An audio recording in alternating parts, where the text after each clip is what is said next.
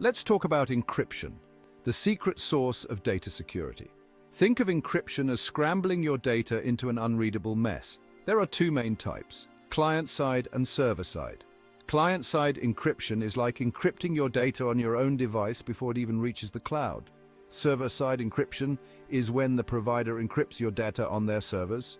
Ideally, you want both, but ensure you have control over the encryption keys. Like what you see? Like, share and hit that subscribe button for more tech tips and tutorials.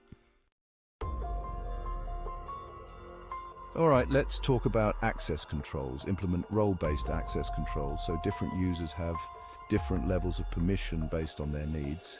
Regularly review those permissions to make sure they're still appropriate and up to date. You don't want just anyone waltzing in, right? And